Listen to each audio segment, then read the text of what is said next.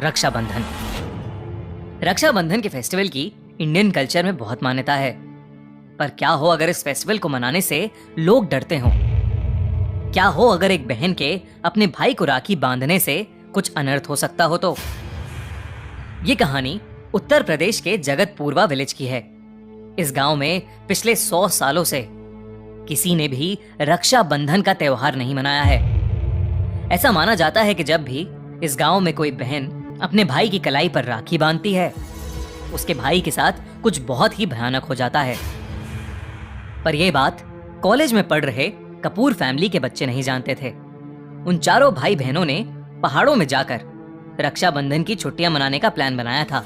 सबसे बड़ा भाई ऋषभ अपनी कार से अपनी बहन मायरा और कजन्स ऋत्विक और ईशा के साथ मसूरी के लिए निकल गया। पैसेंजर सीट पर बैठी मायरा रास्ता देख रही थी और कार में सब म्यूजिक एंजॉय कर रहे थे। तभी मायरा को अपने किसी दोस्त का कॉल आया और वो कॉल पर बातें करने लगी। कुछ दूर जाने के बाद ऋषभ ने रियलाइज किया कि उसने शायद कोई एग्जिट मिस कर दिया है और फोन पर बातें करती हुई मायरा को होश ही नहीं था कि रास्ता देखने की जिम्मेदारी उसकी थी। ऋषभ ने गुस्से से मायरा से उसका फोन छीना और नेविगेशन ऐप देखने लगा। उन्होंने मसूरी जाने वाले एग्जिट को 17 किलोमीटर पहले ही मिस कर दिया था। ऋषभ को गुस्से में देख मायरा ने फटाफट ऑल्टरनेटिव रास्ता चुन लिया। वो रास्ता उत्तर प्रदेश के अंदर से होकर निकल रहा था, पर अब कोई और ऑप्शन नहीं था, इसलिए ऋषभ को वही रास्ता फॉलो करना पड़ा। वो रास्ता कई गांव से होकर निकल रहा था। कच्ची सड़कों पर गाड़ी चलाना बहुत मुश्किल हो रहा था कि तभी एकदम से गाड़ी को बहुत जोर से एक झटका लगा। ऋषभ ने कोशिश की पर गाड़ी आगे ही नहीं बढ़ रही थी। उसने बाहर निकलकर देखा तो गाड़ी का टायर एक गहरे गड्ढे में फंस गया था। आसपास उन्हें दूर दूर तक कोई नहीं दिख रहा था, बस खाली खेत थे।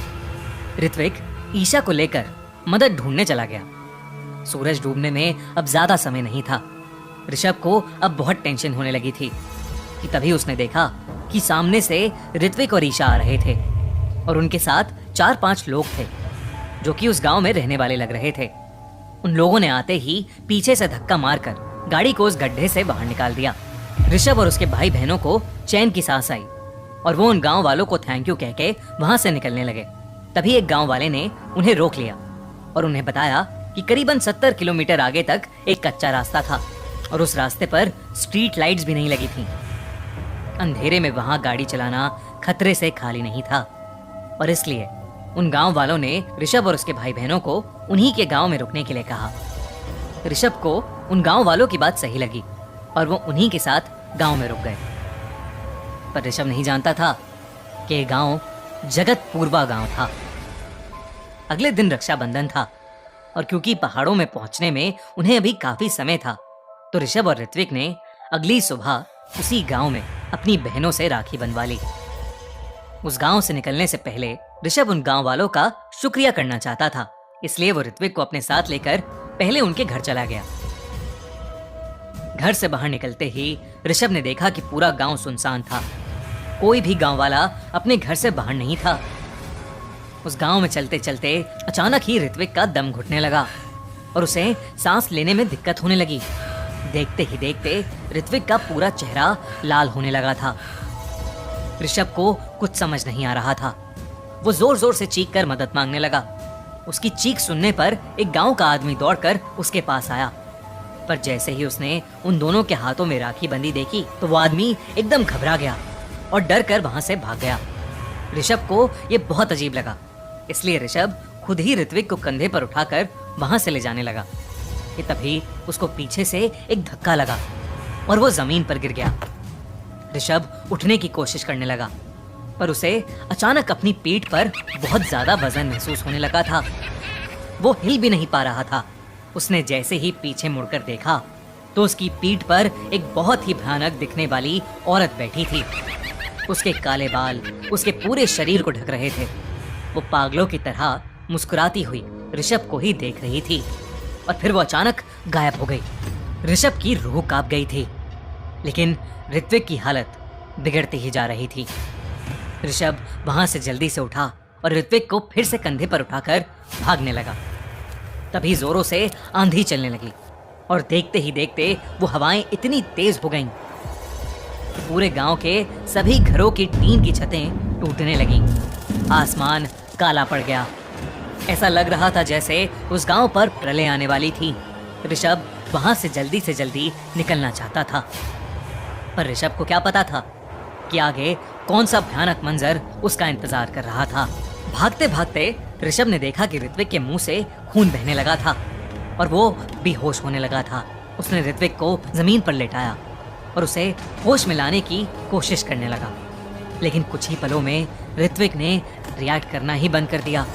उसी वक्त जिस जमीन पर ऋत्विक लेटा था, उसी के नीचे से 2 काले गले हुए हाथ बाहर निकले और ऋषभ का गला दबाने लगे। ऋषभ बुरी तरह दर्द से फड़फड़ाने लगा। धीरे धीरे ऋषभ की आंखों के सामने अंधेरा छाने लगा। कुछ समय बाद जब ईशा और मायरा अपने भाइयों को ढूंढते हुए आए तो उन्होंने देखा कि गांव में भीड़ जमा है। जब वो भीड़ के पास गए तो उनकी आंखों से आंसू बहने लगे।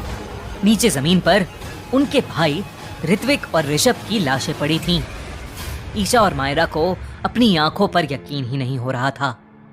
तब गांव के एक बुजुर्ग ने उन्हें बताया कि पिछले 100 सालों से उस गांव में किसी बहन ने अपने भाई को राखी नहीं बांधी।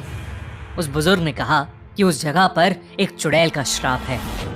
कहते हैं कि कई साल पहले एक पिता अपने बेटे और बेटी दोनों को अपनी जमीन का बराबर हिस्सा देना चाहते थे, लेकिन उनके बेटे को ये बात हजम नहीं हुई और उसने राखी के दिन ही अपनी बहन से राखी बंधवाने के बाद जहर डालकर उसे मीठे में जहर भरी खीर खिला दी, जिसकी वजह से उस लड़की की मौत हो गई। मरते वक्त उस लड़की ने पूरे गांव को श्राप दिया कि अगर कोई बहन किसी भाई को राखी बांध दे तो वो चुड़ैल उस भाई को मार डालेगी। ईशा और मायरा ये सब सुनकर अंदर से टूट गए। वो इस सदमे से कभी नहीं उभर पाए और आज भी वो अपने भाइयों को खोने के गम में अपनी जिंदगी बिता रहे हैं। और रही बात जगतपूर्वा गांव के लोगों की, तो वो आज भी रक्षाबंधन के दिन बस जिंदा रहने की आस रखते हैं। तो भाइयों, अपनी बहनों के साथ कभी गलत मत करना।